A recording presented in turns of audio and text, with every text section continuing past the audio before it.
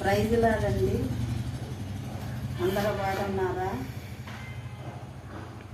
ఈ దిన దేవుని వాగ్దానము యెషయా గ్రంథం 48వ అధ్యాయము 18-19 వచ్చిన చదువుకున్నాను. మునుపటి వాటిని జ్ఞాపకం చేసుకొనుకుడి, పూర్వకాలపు సంగతులను తలంచుకొనుకుడి. ఇదిగో నేను ఒక నూతన క్రియ చేయుచున్నాను, ఇప్పుడే అది మొలుచును, మీరు దాన్ని ఆలోచింపరా? నేను అరణ్యంలో త్రోవ కలగజేయుచున్నాను, ఎడారిలో నదులు పారచేయుచున్నాను. ఆమేన్. ఈ వాక్యమును బట్టి దేవుడు మనందరినీ దీవించును గాక. అరణ్యంలో త్రోవలు మన కోసం ఏర్పాటు చేస్తానని వాగ్దానం ఇచ్చారండి. ఎడారిలో నీళ్లు ఒక్క చేస్తానని దేవుడు సెలవిచ్చి ఉన్నాడు. ఎడారంటే ఇసుక రేణువులు, ఇసుకలో ఉండదు.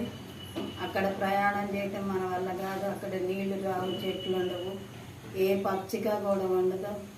ఆ ఎడారి లాంటి భూమిలో కూడా దేవుడు మన కొరకు నీళ్లు ఒక్క చేస్తానని చెప్పారు. దారులు, అరణ్యములు, దారులు, ఆయా త్రోవలు తయారు చేస్తానన్నారంటే దాటి నిండా కూడా అడవిలో అన్ని చెట్లు, అన్ని ఆ కంపలు అడుగేయటానికి కూడా వీలు ఉండదు కనుక అలాంటి మార్గముల్లో కూడా మనకి త్రోవను తయారు చేస్తానని చెప్పారు. చేసి మనకి నూతన క్రియను కూడా మనకి ఇస్తానన్నారు. ఇది వాగ్దానం మన జీవితములన్నిటిలో కూడా నెరవేర్చబడాల. మనందరిలో కూడా ఈ వాక్యం ఫలించాల. మనందరం కూడా ఈ వాక్యాన్ని తీసుకొని, చూసి, చదువుకొని, విని, గ్రహించుకొని ఈ వాగ్దానం మన జీవితాల్లో నెరవేర్చబడును కాకని, అందరి జీవితాల్లో నెరవేర్చబడాలని యేసునామములో అడుగుతున్నాను తండ్రి. యేసునామములో ఆమేన్. ప్రార్థన చేసుకుందామండి. యేసునామములో యేసయ్యా, నీకు కోట్లాది కృతజ్ఞతాస్తుతులు. మా పరమ తండ్రి అయ్యా, నీకు స్తోత్రాలు. మహాగణుడు అయ్యన్నావు ప్రభు, నీకు స్తోత్రాలు. మహోన్నతుడా, మహాకృప కలిగిన తండ్రి, నీకు స్తోత్రాలు.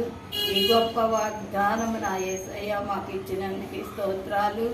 నాకు, మా అందరికీ, ఎన్నవారికి ఆశీర్వాదకరంగా, దేవునికరంగా మాకు ఈ వాగ్దానం ఇచ్చావు. ఎన్నవారు చూసిన వారు అందరి జీవితంలో ఈ వాగ్దానం నెరవేర్చండి అయ్యా. ఎంత గొప్ప వాగ్దానం ప్రభు, నీ స్తోత్రాలు తండ్రి.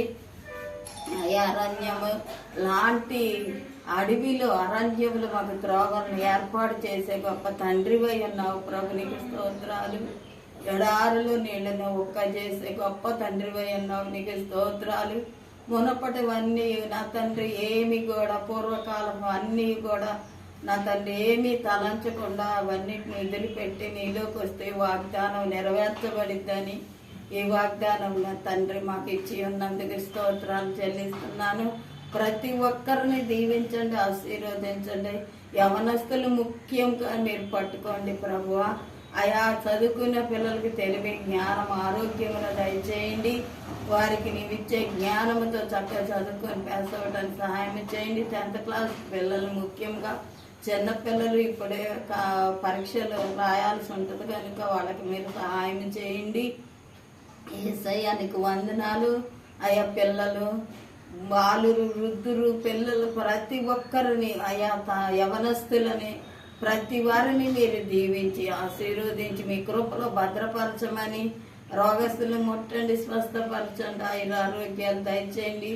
అయా, విడిపోయిన కుటుంబాలు కట్టండి నాయన. ఆపదలు, అపాయాల్లో రోగాలతో వారిని ముట్టి స్వస్థపరచండి. అన్ని బంధకములను తెచ్చివేసి వాగ్దానము ద్వారా వాళ్ళని బాగు చేసి కాపాడమని యేసయ్య అతి శ్రేష్టమైన నామములు అడిగి వేడుకొని పొందుకొనిచున్నాం మా పరమ తండ్రి. యేసునామములో.